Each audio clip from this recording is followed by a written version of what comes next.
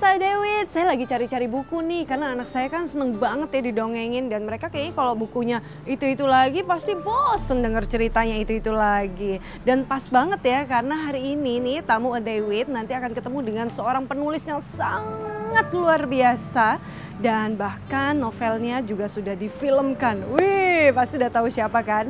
Saya juga udah siapin nih postcardnya untuk ditanda tangan langsung oleh sang penulis. Jadi tanpa berlama-lama lagi, langsung yuk kita temuin dia.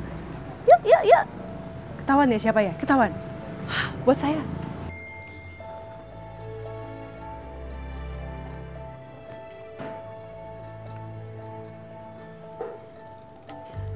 Apa kabar Bang Andre Hirata? Lagi sibuk kayaknya tulisan sini. Aduh senangnya nih sekarang nih saya udah benar-benar ketemu dengan Bang Andre Hirata. Dan kalau kita ketemu dengan seorang penulis, biasanya yang dilakukan pertama adalah minta tanda tangan. So, saya juga akan melakukan hal yang sama tapi nggak di dalam buku, tapi yaitu postcard. Yeay, ini ada postcard dari sang pemimpi. Yeah. Saya mau minta tanda tangan 2 sekaligus untuk saya Bang Andre. Nih saya kasih. Tuh, ini dari film Sang Pemimpi nih. Kartu pos film Sang Pemimpi. Spesial tuh saya udah dapat tanda tangannya. Nanti katanya mau kasih surprise ya. Ngasih surprise ada sebuah workshop itu saya nggak mau ngomong sekarang deh soalnya namanya juga surprise. Dan juga nanti akan ke sebuah tempat apa sih tempat yang satu lagi kita mau studio. Ya. Itu apa tempat studio musik. Apa? Jadi surprise-nya diam-diam dulu kita. Juga surprise ini juga merupakan bagian dari tanggung jawab karena buat anak-anak muda ya. Nanti yang berikutnya ketiga ini menarik jadi makin menggairahkan nih hari ini karena ya saya beruntung banget ya bertemu dengan penyanyi bagus sekali ya Meda Kawu ini yang dia berkolaborasi dengan dia menciptakan lagu dan menyanyikan berdasarkan novel ayah yang terbaru ini dan kami mendapat undangan di Bahrain juga dalam rangka mendiskusikan Laskar Pelangi edisi bahasa Arab. Jadi di Bahrain itu saya akan berkolaborasi dengan Meda Kawu. Nanti hari ini kebetulan kami ada latihannya. Jadi latihannya main musik main musik. Ya, hobi bagi saya. Jadi tapi saya sebetulnya main musik tuh udah lebih lama daripada saya menulis ya. Karena dari kecil kalau kita lihat ya, kalau kita nonton kalau nulis kan baru itu 10 tahun yang lalu. Benar. Ya. Berarti ini adalah hobi yang bisa dibilang menyeimbangkan kehidupan menulis. Betul gitu kali sekali, ya? Betul sekali. Jadi antara musik dan buku sebetulnya terdapat korelasi kreatif yang dekat sekali. Berhubungan sekali. Sebentar, kita lihat banyak sekali buku di depan saya ya. Kalau yang saya tahu novel yang sudah dikeluarkan ada 9 ya? Di Indonesia ada 9. Ada 9 yang terakhir ayah ini. Terakhir adalah ayah, tapi semua yang ada di sini ini berarti adalah Laskar Pelangi dalam berbagai versi negara. Dan Sang Pemimpi sekarang udah mulai terbit juga di edisi asing. Jadi ya inilah serunya ya. Seru banget. Karena banyak bahasa seperti berada dalam rimba raya. Rimba raya bahasa di mana kita bisa tersesat di dalamnya. Kalau saya membaca yang mana nih? Ini Laskar Pelangi edisi Hungaria ini di Eropa Tengah ya. Berarti ini benar-benar tersesat saya. Saya tidak sepatah kata pun saya mengerti di sini. Nah, ini merupakan bagian dari seninya mengapa saya senang menerbitkan buku di luar negeri.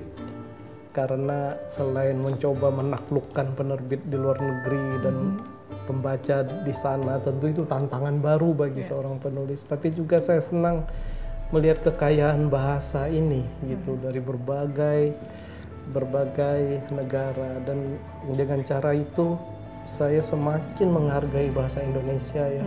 Betapa bahasa Indonesia itu adalah harta. Harta kekayaan kita, identitas kita sebagai orang Indonesia. Dan membayangkan bahwa buku-buku ini tadinya berasal dari bahasa Indonesia membuat saya merasa senang gitu ya, bangga dengan bahasa Indonesia. Luar biasa. kalau penulisnya aja bangga, kita juga harus sangat bangga dan harus membaca. Tapi dengan ngomong gitu kayak saya barusan ditampar gitu deh. Kamu emang udah baca buku terbarunya, yaitu Ayah. Bukunya sendiri menceritakan soal apa kalau Ayah ini? Karena kalau sebelumnya didedikasikan untuk guru tercinta. Dalam perspektif menulis, saya menganggap saya sendiri ini seorang storyteller, seorang pencerita. Tentu dengan menganggap diri sendiri seorang tukang cerita, pengarang gitu, itu punya konsekuensi teknis yang luas sekali dalam menulis. Yaitu dimana salah satu konsekuensinya adalah bergerak dari tema-tema yang simpel dan sehari-hari. Jadi buku-buku saya ini selalu bicara tentang budaya, family values, nilai-nilai keluarga dan education dan pendidikan, itu saja gitu. Dan saya tidak mau keluar dari situ, itu pilihan bagi saya. Saya bisa saja misalnya belajar untuk untuk menulis tema-tema lain politik gender lah misalnya, atau hal-hal yang bersifat surrealis, tapi saya tidak mau. Minat saya tidak ke situ. Ini pilihan. Dan begitu juga novel Ayah, berangkat dari kesehari-harian saja. Jadi ini novel biasa tentang orang-orang luar biasa gitu saja Dan menulisnya pun saya coba sesimpel mungkin. Itu juga pilihan. Bisa saja complicated kalau kita belajar, tapi saya preferensi saya lebih suka menulis hal simple dengan cara yang simple. Namun bukan berarti menulis hal yang simple dengan cara yang simple itu hasilnya mudah. Mudah. Mungkin jangan-jangan lebih sulit daripada nulis dengan cara yang sulit. Nah, tapi ini dikatakan adalah semuanya serba simple gitu. Simple sebetulnya. Cuman waktunya cukup lama loh, 6 tahun untuk akhirnya novel Ayah ini terbit. 6 tahun. Nah inilah kesibukan untuk mengawal, membidani terbitnya buku-buku ini yang sekarang alhamdulillah sekitar 40 bahasa asing. Jadi saya kira berhubungan dengan satu editor dan satu translator aja pusing. Bayangkan sekarang begitu banyak editor dan translator, dan itu banyak menyita waktu. Dan itu adalah alasan kenapa akhirnya novel Ayah ini baru keluar ke 6 tahun kemudian. Padahal sebenarnya untuk menulisnya sendiri bisa dibilang cukup cepat kan harusnya, karena Laskar Pelangi butuh waktu 6 bulan. 3 minggu. 3 minggu. Sebetulnya saya kalau nulis tuh cepat, risetnya yang lama nulis tuh cepat, tapi memang ini nulisnya 6 tahun, dan sebelum ini 4 tahun yang lalu saya menerbitkan buku. Jadi 4 tahun saya nggak menerbitkan buku. Namun dalam 4 tahun ini banyak sih terisi, mudah-mudahan hal yang positif di dalamnya. Mengurus sekolah saya, mengurus museum di Belitung, bantu pariwisata di Belitung. Banyak sekali kegiatannya, dan kita pasti akan mendapatkan banyak juga pengalaman-pengalaman tanpa harus kita melewatinya, tapi justru dengan mendengarkan langsung dari yang mendapatkan pengalaman tersebut. Jadi nanti kita akan kembali lagi, tentu jangan kemana-mana, tetap bersama kami, The with Andrea Hirata.